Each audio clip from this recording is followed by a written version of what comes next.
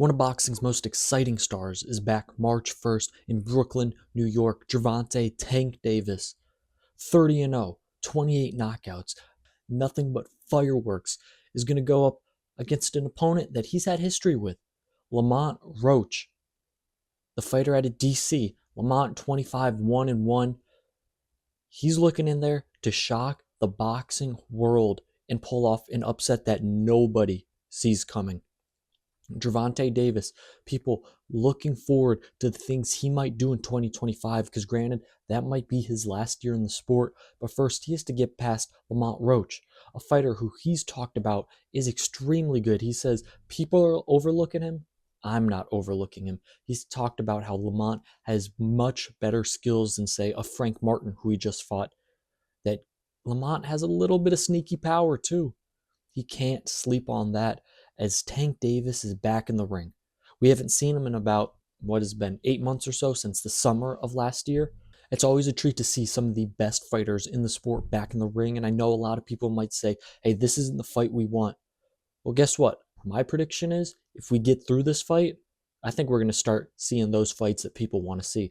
First, make sure you like, subscribe, comment below on this video. Let me know in the comments, who do you have winning this fight? You think Tank Davis is going to win? Make sure you hit that subscribe button. This is the Never Dropped podcast. But back to the fight in the preview. Tank Davis is back. It's clear as that. Tank Davis is back after a unbelievable knockout of Frank Martin. Again, it's something that you just kind of expect at this moment. When you watch a Tank Davis fight, you're expecting a knockout. It seems like even with these fighters, and we'll talk about the Frank Martin fight, even if they pose some sort of threat, or, oh, they have something good like footwork, they can try and escape the power, Tank Davis just finds and makes it happen. Tank Davis, real quick, 30-0, 28 knockouts. He's a southpaw, 5'5.5", 67-inch reach. And you would like to say, hey, maybe he's not just a power puncher, and that's completely true. He has shown that he is able to box as well. Is he going to be able to have to use those boxing skills against Lamont Roach, who I mentioned at the top, 25-1-1, only 10 knockouts? Tank has talked about how he says that Roach has surprising power, that people are kind of underestimating the power Roach brings. The 10 knockouts kind of shows you that maybe Roach doesn't have all that power, but Tank's not overlooking anything. Just a regular orthodox fighter, height of 5'7", 68 inches on the reach. So the reach is about the same. There's no clear advantage in that case for Lamont Roach if he wants to try and outbox Tank Davis. But I don't know. Lamont Roach has come in and said, oh yeah, I'm taking it right to him. People don't think that they can take it to him. They get in the ring and they get scared. I'm taking it right to him. So that reach doesn't seem like it's going to matter all too much. These guys are going to be in range of each other all night. Let's talk about that Frank Martin fight for Tank Davis last. That was back on June 15th, back in the summer of 2024. Remember, Benavidez was the co-main for that event. Tank, he did Tank things. First 3-4 rounds, kind of gathering data, seeing what was going on. Then the 5th, 6th, 7th rounds, Tank just pressed forward. You could tell he was setting up traps. He was cutting off the ring well, and his power was getting to Frank Martin, who had overworked himself, saying, oh, I'm going to get these early rounds because I know he doesn't always get the early rounds. Then comes the 8th round, where Tank Davis traps him in the corner, and there you go. There's the highlight that we've seen for the last few months as the promo to this fight has led up. The uppercut leaving Frank defenseless, and then, of course, the left brick hand to finish it off. Frank hitting the ground hard, and Tank Davis doing a backflip off the top rope. Again, it's something we just expect with Tank, and it's something that opponents just haven't been able to really crack. As the fight gets later, and we get into these later rounds, it just proves every single time, it feels, that Tank Davis's power just translate. Maybe even get stronger, because these guys are just breaking down. The power is making them stop working, stop doing what got them the success in those early rounds. Like Frank, he won some of those rounds by moving around. The power got to him.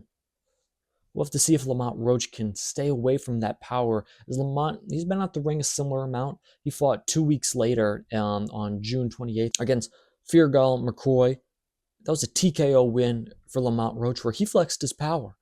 Dropped McCroy once in the third, twice in the fourth, and then finally got him out of there in the 8th round. Obviously, the matchups. I mean, McCroy is no Frank Martin. But for Lamont Roach, TKO win. Of course, Lamont was at 130 for that fight. A big talking point for this fight is Lamont coming up, Tank bringing up Lamont Roach from 130 to 135. But the thing is, Lamont has fought at 135. I believe he's even fought at 140 earlier in his career. He's talked about, hey, the move up is just going to make me not have to cut as much weight, and I'm going to be stronger. So the power is going to be more at 135. Obviously, we'll have to see that because we've seen plenty of times throughout these past couple years of guys moving up and saying, oh, my power is going to translate easy. I'm naturally closer to that weight, woo-woo. And then when they get in the ring, it's the power of the other guy that they just aren't accustomed to, and that really plays a huge factor in this fight. But I talked about, hey, McCroy isn't Frank Martin, not the same competition. Let's talk about somebody who is similar competition and just, in fact, the same opponent. Hector Luis Garcia. These guys actually fought Hector Luis Garcia in the same calendar year. If you remember, Tank fought him before he fought Ryan Garcia in January of 2023. Lamont Roach fought him in November of 2023.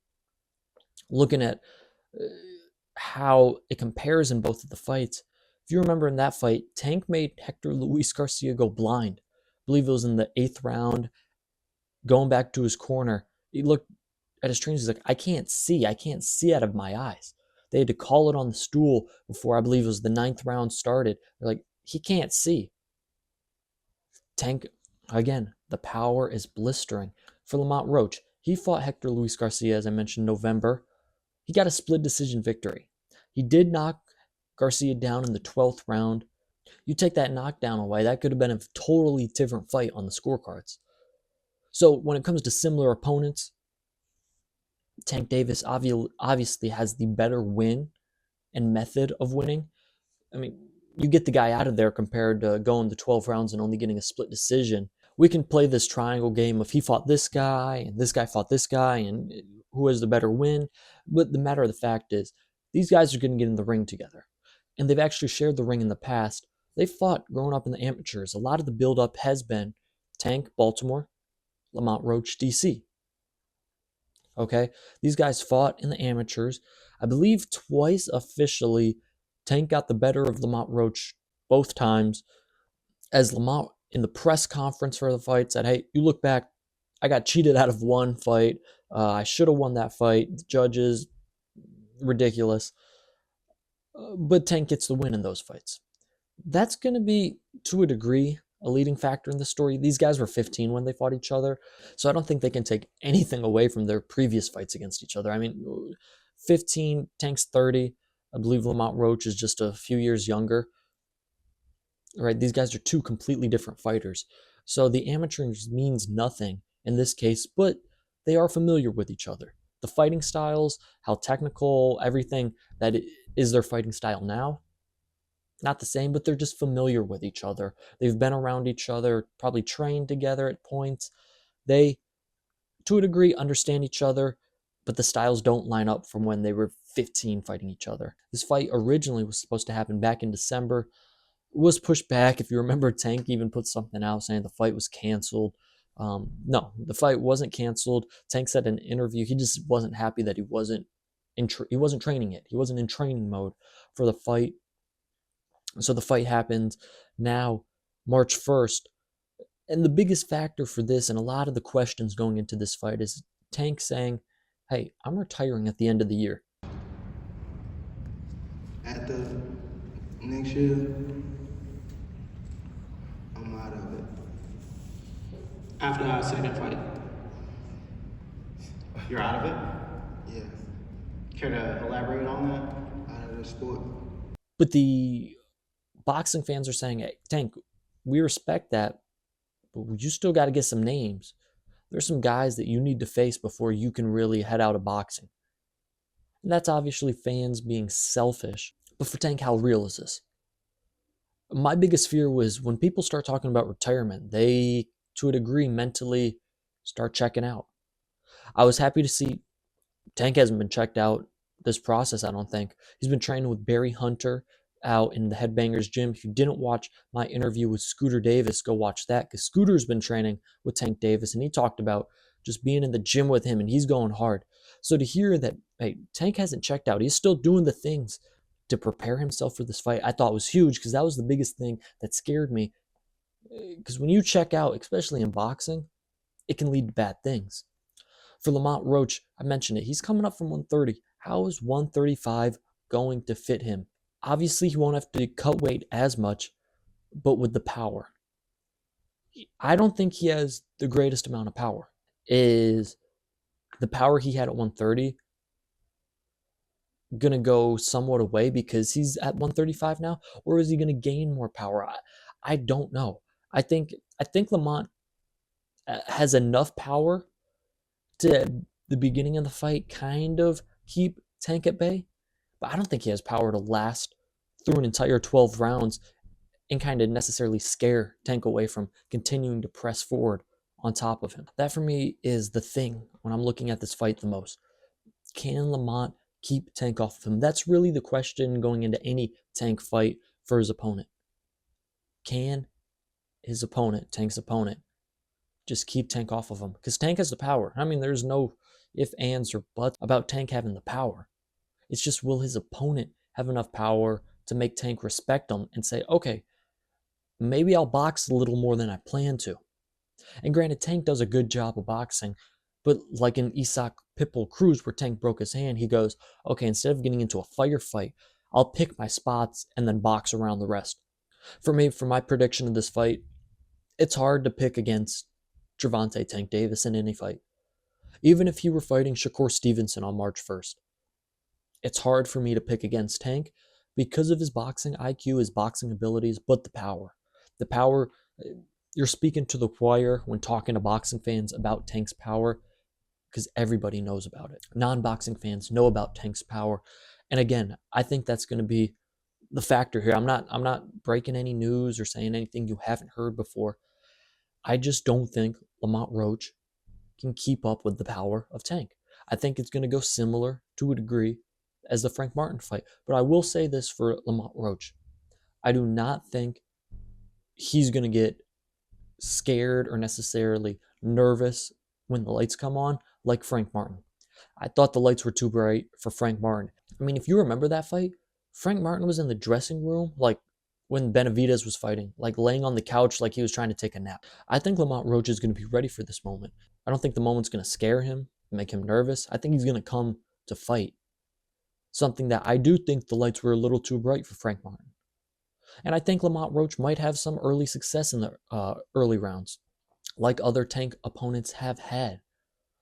But when it comes to that 4th, 5th, 6th round, I think Tank is going to figure out what he wants to do. And really, it just takes one. It takes one punch, not only to end a fight, but to make the opponent forget their game plan. It took Frank Martin one punch from Tank to realize, oh, I don't know what I'm doing. Frank was going the other way. Derek James was in his corner saying, no, stop going right, go left. And Frank just kept going right. You know what I'm saying? All it takes is one to throw a fighter off the balance. And then guess what? It only takes one to end the fight as well. And in this case, I do think that's going to happen, as I'm predicting a Tank knockout between rounds 7 and 10. That kind of seems to be the sweet spot in a lot of these fights, rounds 7 and through 10, kind of getting towards that back half, closer to the championship rounds.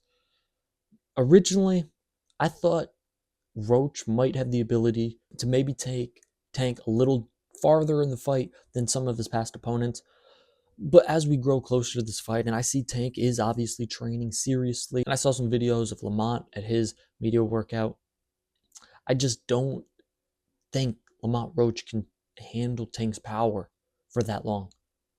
I really think it is going to take one shot, and Lamont Roach is going to be, for lack of the better words, frazzled for the rest of the night. So for me, I'm predicting a Tank knockout between rounds 7 and 10.